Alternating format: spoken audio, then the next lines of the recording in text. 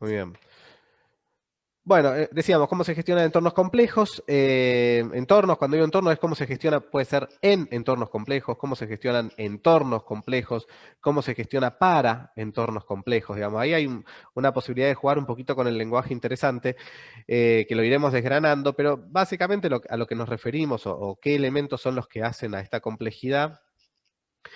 Ustedes tendrán un montón más, así que si quieren sumar son bienvenidos, pero a primera vista, lo que estamos viviendo hoy en día, en el siglo XXI, eh, o lo que una organización puede vivir hoy en día en el siglo XXI, o uno mismo pensarse como una organización, o uno como autoempresario en el siglo XXI, en el caso de que sea el caso de uno de ustedes, es, en primera instancia, una alta tendencia a cambios muy fuertes, a cambios muy veloces y a cambios que dan vuelta a todo, ¿no? La pandemia es el ejemplo quizás más prototípico, hay unos cuantos más, eh, pero lo que sabemos es que los cambios que antes tomaban muchísimos años en desarrollarse, ya lo deben haber escuchado muchas veces, son cambios que hoy se dan con una celeridad inesperada.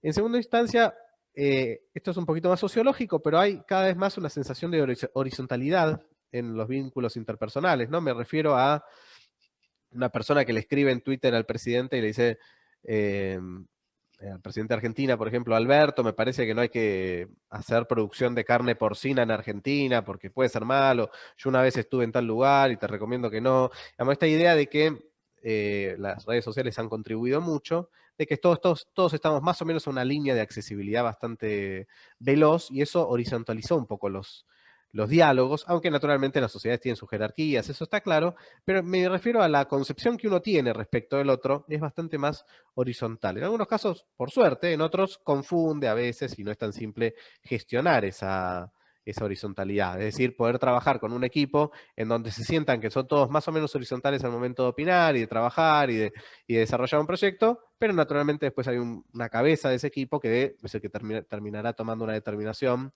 No es fácil gestionar eso, quiero decir, no es fácil pararse desde la horizontalidad y al momento de decir se va por acá, poder decirlo con la autoridad también suficiente como para hacerlo. El tercero de los puntos que les marqué es algo muy comunicacional, para quienes venimos de la comunicación, en la ciencia de la comunicación, es un elemento que ha sido paradigmático en cuanto al cambio de cómo se concibe, que es la idea del cambio de consumidor a prosumidor. Es un término que está un poco ganado por el mercadeo, por el marketing, pero se los voy a explicar muy brevemente, si es que alguno no lo tiene ya el concepto, quizás con alguna idea más de la comunicación.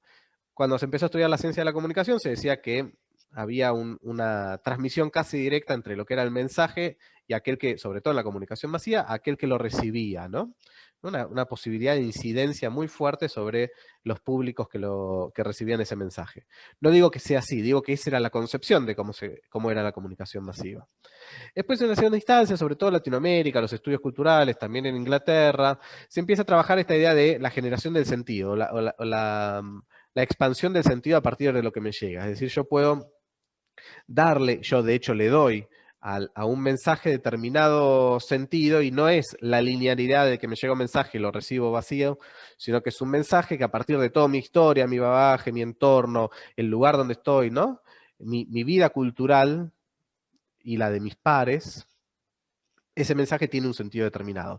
El ejemplo clásico es, eh, no es lo mismo para Argentina decir la palabra desaparecido que lo que puede ser para un europeo o para cualquier otro país, digamos, que no haya tenido la tragedia de una dictadura como la que tuvimos nosotros. Esa historia, esa biblioteca que tiene detrás una palabra, hace que los sentidos sean distintos, por más que sea una palabra que esté desconectada de toda la connotación que puede llegar a tener en términos políticos o en términos de historia. Simplemente poner esa palabra dentro de un discurso, para un argentino va a ser distinta de lo que puede ser para otro.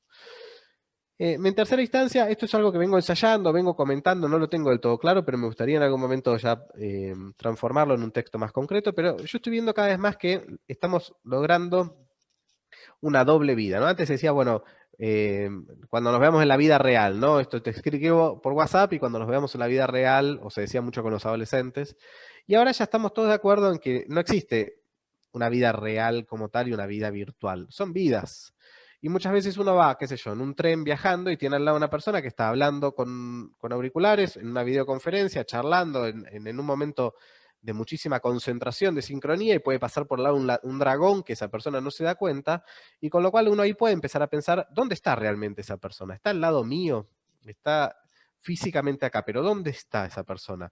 Y bueno, ahí hay un plano que no está explicitado, es un plano virtual, pero que se abre y que hace unos años atrás no estaba. Esto también cambia mucho la complejidad de los entornos con los que uno trabaja, sobre todo en este lío de la pandemia que nos hemos virtualizado de manera masiva todos. Después, bueno, el peso fuerte de la inteligencia artificial, el machine learning, no todos los algoritmos, las decisiones que son tomadas de prepo, impulsadas, influidas, lo que ustedes quieran, por los algoritmos, por la inteligencia artificial, me refiero desde qué calle tomar cuando uno va a determinado rumbo, o si el otorgamiento de un préstamo por parte de una entidad financiera se da a tal o cual persona, etc. Y finalmente, dos conceptos que eh, explota muy bien Noah Harari, que son el de infotecnología y biotecnología. Él dice que hay una fusión entre lo que es la enorme producción de datos de la tecnología con la enorme producción de datos que se están consiguiendo de la biotecnología, es decir, del cuerpo humano, desde el código de vida hasta un reloj inteligente que esté asociado a las pulsaciones o a la temperatura del cuerpo, etc. Esa fusión, dicen algunos pensadores, va a dar cambios realmente muy fuertes en cuanto a muchísimas cosas que tal vez ni siquiera nos estamos imaginando. Y cuestiones de ética también. Entonces, bueno, ¿cómo se gestiona en estos entornos complejos? Porque esto es parte de la vida, ¿no? Antes era, bueno, los robots vienen, pero simplemente para reemplazar a un repositor que tiene que mover algo en un supermercado o para escribir un reporte bursátil o el resultado de un partido de manera automática, etc. Después vimos todo el trance de los robots hacia cuestiones mucho más complejas, ¿no? Pilotear un avión, manejar un auto, etc.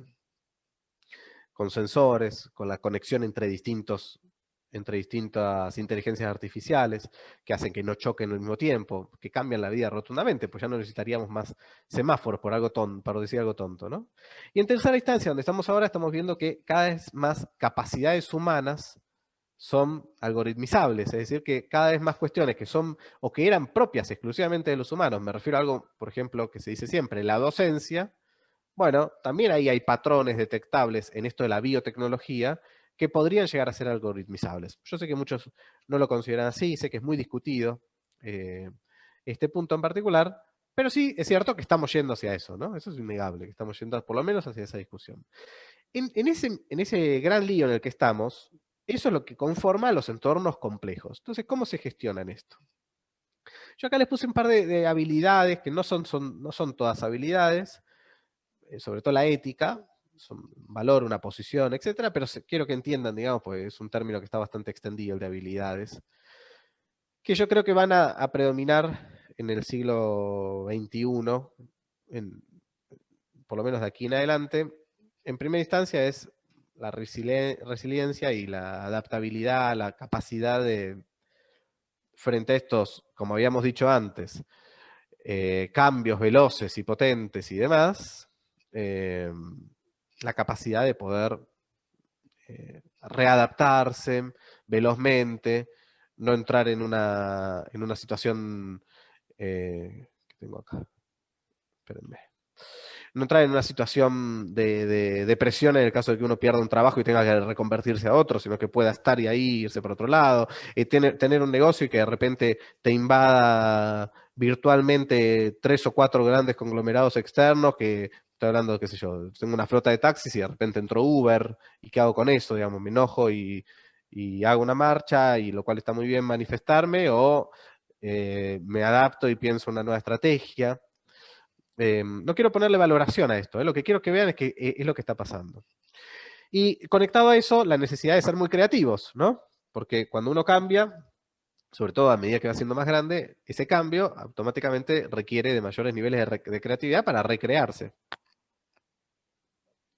Y ya no tan conectado a eso, pero sí muy interesante, dos temas. Uno, la interdisciplinariedad. Hoy ya nadie puede pensar en un equipo exitoso, un equipo que funcione bien de trabajo, si no tiene por lo menos 3 o 4 miradas distintas, enfoques, y no me refiero solo a la disciplina, como dice ahí la palabra, sino también a enfoques de distintos géneros, de distintas edades, de distintas culturas, de distintas, todo lo que ustedes se imaginan, que hacen que un problema complejo en una sociedad compleja pueda tener las miradas necesarias para que las soluciones contemplen todas las los enfoques de la complejidad. Y finalmente la ética, que es un punto que creo que no se suele tocar con mucha frecuencia y seriedad, pero me parece que cada vez más estaremos frente a debates éticos a los cuales, si no les damos atención, la vida va a pasar igual, digamos, no es que no va a suceder. Entonces es conveniente que podamos tenerlos dentro del radar. Yo en mis clases de periodismo, cuando daba en Lomas de Zamora, en la universidad, siempre decía lo mismo a los chicos, que era, si ustedes no piensan en el primer párrafo, no piensan en lo que se llama la cabeza noticiosa, el primer párrafo va a estar igual. Toda nota tiene un primer párrafo, obligatoriamente. Uno agarra la nota y al principio hay un primer párrafo. Si ustedes no lo piensan, va a estar lo mismo. Entonces piénsenlo, porque definitivamente va a estar. Si ustedes no lo piensan, se va a escribir de alguna forma. Se va a escribir con los resúmenes, con una pincelada de lo que dice toda la nota, no sé con qué, pero se va a escribir. Entonces, frente a esto es lo mismo. Los cambios están, hay cambios cada vez más profundos que tocan cuestiones esenciales de la vida humana, con lo cual es necesario que apliquemos algunas cuestiones vinculadas a valores éticos al respecto de esto, consensuados naturalmente en cuanto a la sociedad. Ahora, todas estas, de nuevo, habilidades tienen un denominador común, que, si ustedes se dan cuenta, no pertenecen a ninguna disciplina en sí mismo, ninguna profesión, ninguna disciplina, ningún oficio. Son comunes a todas, no están intrínsecamente dentro del estudio del derecho, o de la historia, o de la docencia. No están dentro de ninguna y pueden y deben estar dentro de todas. Ese denominador común no es menor, porque ahí hace un poco replantear cómo hacemos qué hacemos cuando nos formamos. ¿Qué es lo que elegimos cuando nos estamos formando? Porque cambió rotundamente la idea del acceso a la información y al conocimiento. Si ninguna de las habilidades o de las experiencias o de los valores básicos del siglo XXI pertenecen intrínsecamente a una disciplina, lo que estamos viendo es un fenómeno doble. Pienso ahora en voz alta. En primer lugar, que esa disciplina, el acceso al conocimiento de esa disciplina es mucho más masivo y en algunos casos hasta de calidad y gratuito, o por lo menos muy accesible o muy extendido o muy común.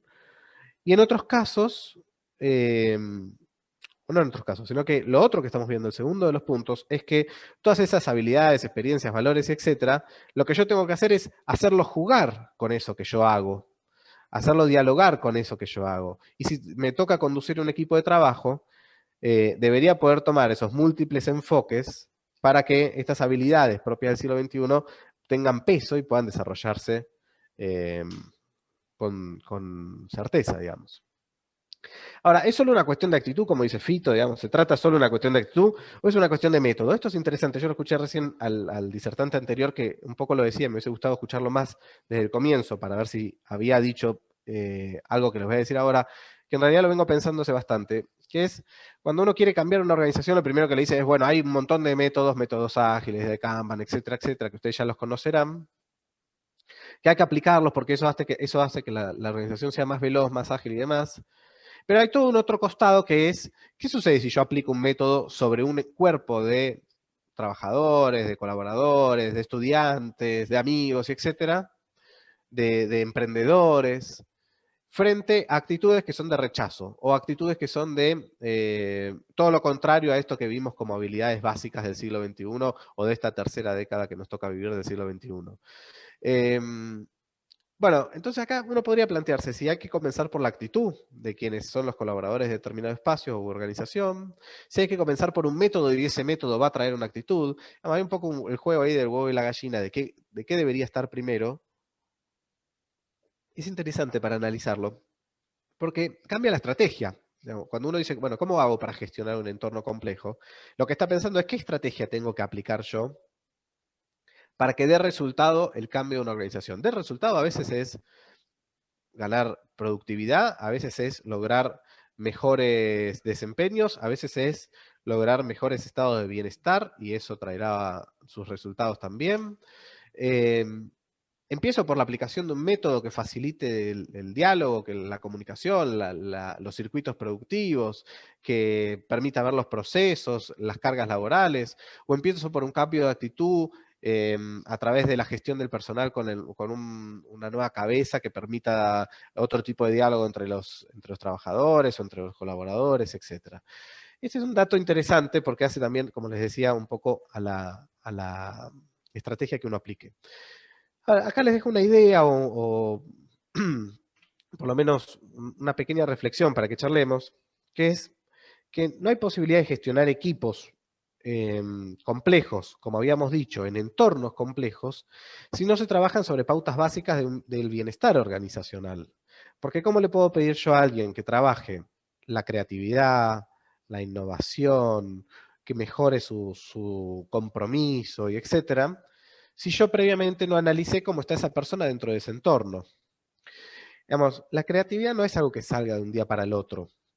La creatividad se prepara, se estudia, se modeliza, y sobre todo hay una decisión institucional o una decisión personal de ir hacia ese lado. ¿Por qué? Porque primero uno tiene que permitir que el equipo, la persona o quien fuera que trabaja con esos niveles de autonomía, creatividad e innovación cometa errores. Y entonces uno puede ser muy gauchito y decir, bueno, quiero que todo mi equipo sea creativo, pero primero, no lo puede pedir de un día para el otro, y segundo, tiene que permitir que dentro de ese proceso haya idas, vueltas, ensayos, errores, porque eso es parte de la creatividad. Y tampoco puede vincular simplemente equipos externos que le solucionen o sea, llamar a los creativos cuando necesite aplicar una política de creatividad, porque tampoco sirve hoy a una organización que todos sus creativos estén por fuera y sean contratados, tercerizados, y que los equipos internos simplemente resuelvan lo común y lo administrativo. Todo lo contrario. Hoy se está trabajando para que la creatividad quede dentro de la organización y que ese creativo, esa persona que tiene un alto potencial emprendedor o de innovación, no genere su propio emprendimiento y se vaya de esa organización. Lo cual no está mal. Lo que quiero decir es un desafío de las organizaciones. Bueno, no hay posibilidad de gestionar esos equipos, que son complejos, porque son multidisciplinarios, porque tienen personas que tienen desafíos y que tienen una visión y unas ganas de prosperar, sin antes plantearse cuáles son los niveles y los trabajos que yo estoy haciendo internamente del bienestar de mi propia organización. Eso redunda en muchas cosas. Para algunos redunda simplemente en la productividad, para otros redunda en menor rotación, por ejemplo, del personal, ¿no? Es algo para nada menor.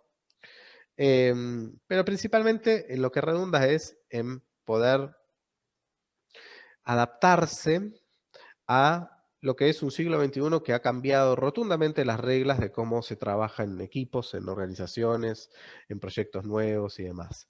Ha cambiado rotundamente. Para muchos nos ha dado posibilidades que antes no hubiésemos tenido. Para otros los ha puesto en jaque con competencias que antes ni siquiera hubiese imaginado. Algunos lo celebrarán, otros les parecerá que la vida de la robótica y la virtualización es una deshumanización. Uno puede tener valores positivos o negativos al respecto, pero lo que yo les sugiero altamente es que los valores los tengan, la valoración, quiero decir, la valoración la tengan, lo analicen y tengan su grupo de WhatsApp donde hacer catarsis, pero que no se cieguen frente a eso, que puedan ver de todas formas lo que es la transformación que estamos viviendo, porque muchas veces nos pasa, y sobre todo, no sé si sobre todo, digo acá en Argentina, tal vez pasa también en otros lugares con la fuerza que está pasando acá, que es que automáticamente creamos bandos, ¿no? Y como yo creo que la robótica se va a llevar puesto un montón de puestos de trabajo, es malísimo, no lo veo, no está, no lo meto dentro de mi campo visual, y sigo avanzando como si no existiera. Y uno puede creer que se va a llevar puesto un montón de puestos de trabajo y puede creer que es la necesidad de repensarlo, de hacer movilizaciones, marchas, estar a favor, estar en contra, pero lo que no puede es desconocer qué está pasando. Y a mí me parece muchas veces que en el afán de crear bandos, lo que hacemos automáticamente es cerrar la posibilidad de analizar qué pasa cuando eso pase, digamos, algo tan sencillo como esto. Y nos estamos muchas veces, yo lo digo con muchísimo pesar, pero hay cuestiones medias básicas de este tipo de cosas. Me refiero a la inteligencia artificial, el crecimiento del machine learning, el uso de los datos, la propiedad de esos datos, lo que esos datos permiten o no permiten hacer, la complejidad del manejo de los recursos humanos, de los recursos naturales frente a todo este nuevo desafío, los cambios que implican a nivel sociedad, que la gente ya decida quizás en 10 años o en 20 años no comprar más autos porque es mucho más fácil y más barato tener una aplicación que lo lleva de acá allá por 2 mangos y no tener un auto parado en un garaje en una gran ciudad, o lo que una pandemia implica para una gran ciudad, que la gente decida irse a otros lugares. Digo, discusiones tan gruesas como esa, y uno escucha las discusiones más fuertes que se dan en el mainstream de la política, los medios, etcétera, y todos estos temas no están. No es que están más o menos por el costado, no están directamente. Entonces, un poquito para ir cerrando y pasar la palabra hacia ustedes, es uno está estamos frente a sociedades muy complejas, a entornos complejos, a equipos complejos, a desafíos muy complejos, y uno tiene que prepararse para pararse frente a eso. Como individuo, como emprendedor, como empresario, como líder de un equipo, como referente político de un espacio, lo que fuera, lo que no puede es no estar frente, no puede es tenerlo en el horizonte eso, no puede no tenerlo en el horizonte. Así que la idea de esta charla, o por lo menos esta primera parte de esta charla, es invitarlos a que tomen toda esta complejidad del mundo y las crucen con lo que estuvieron viendo durante estos meses dentro de esta formación, porque insisto con esto, la mayoría de las eh, herramientas que va a requerir el siglo XXI, principalmente una, ¿no? Que es la adaptabilidad.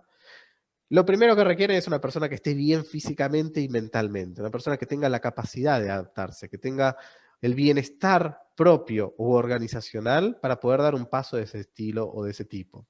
Así que me parece que es clave que podamos combinar un mundo con el otro y de eso sacar nuevos enfoques, nuevas miradas sobre la complejidad de la sociedad. Bueno, dejo de compartir.